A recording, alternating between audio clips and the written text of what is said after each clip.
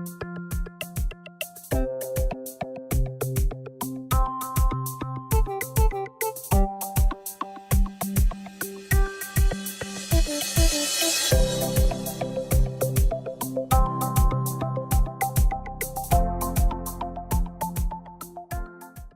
tell you what got me to start shooting this series. It was the results of a research, and I was absolutely appalled. In this age, as in we are in the 21st century, and depending on who you believe, 50 or 51% of the population are women. The stories reported about women in the media, you know, where women are involved or are part of the story, are just, they will blow your mind to hear.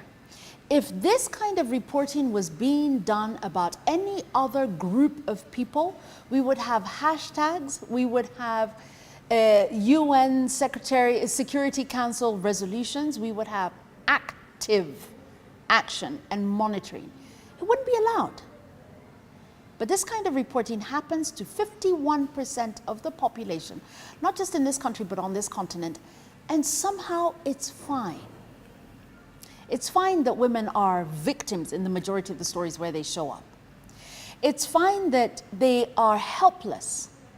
It's fine that even when they do show up in quote unquote a positive light, it's fluff issues, lifestyle and raising children and home-based stuff.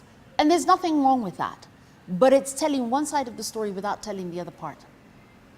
We don't show up enough times as business leaders.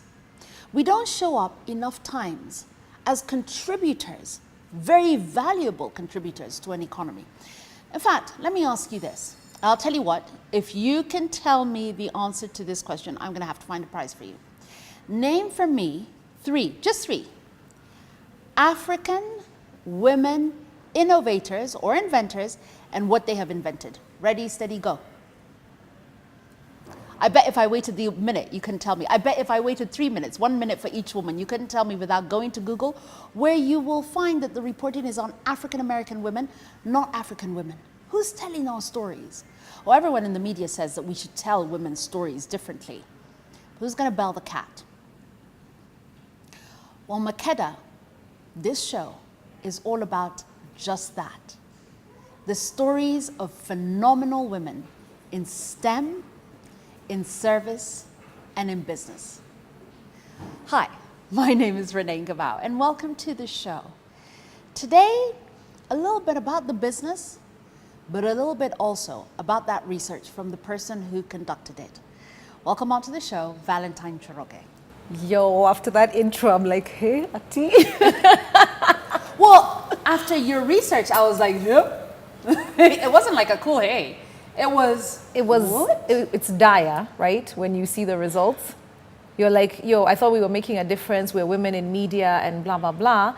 And that's exactly what some of the research shows is our news is delivered to us by beautiful, articulate women.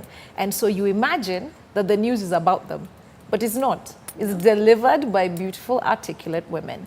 But they're not the story. They're not the story. The shame is that even simple things like car accidents, we don't even go to eyewitness reports from women. We ask men. Why? Why do you doubt what a woman told you that she saw? And that refusal to believe women translates into other things like sexual harassment cases. It translates into when a woman talks about her business and her success or her failure in it, you still don't believe her. So then it's pervasive that women are not believed. And then you need a quote from a doctor. Why don't you find a female doctor? You know, she's a professional. She's had years, decades, or whatever of experience. Why don't you speak to the woman? We're consistently going to men. So let me tell you about the research and what even precipitated it. This media industry that I've been in, other stories that I was trying to publish, women in finance, women policymakers and whatever, I was being told, you can't do some nutrition something. How about you become a beauty columnist?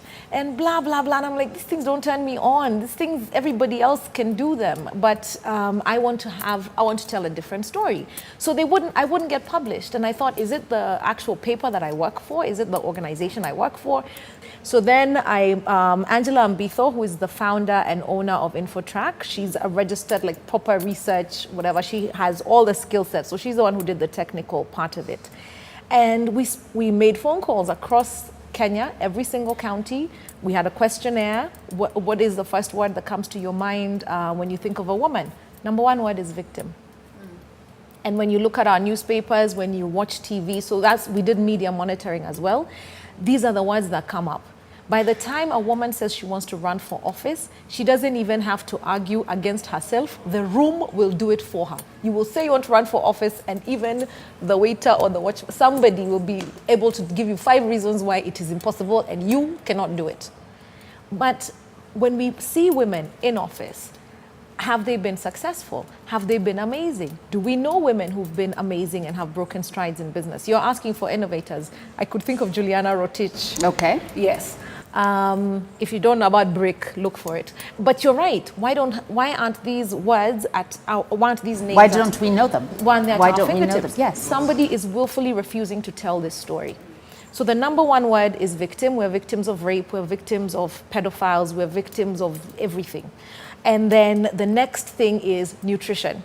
We're still in the kitchen. It's still a very stereotypical way that we turn up in the media. You're cooking, you're in charge of somebody else and what they're going to eat, raising babies, stories about how to get along with your mother-in-law, blah, blah, blah. All that you'll find in the media. But women are multidimensional. I'm a mother, but to be honest, it's not the most interesting thing that I do. And someone is going to be upset that I said that. But I came to motherhood at the age of 37, and I had a full life before. My son has enriched my life for sure, and I want more kids, but he's not the most interesting thing I'm going to do with my life. I guarantee you that. So why isn't that story being told? Why isn't even there permission to tell that story? So I thought, let me do something about it. So let's talk a little bit about the numbers. Mm-hmm. Okay. Out of 10 stories, how many are about women? 3.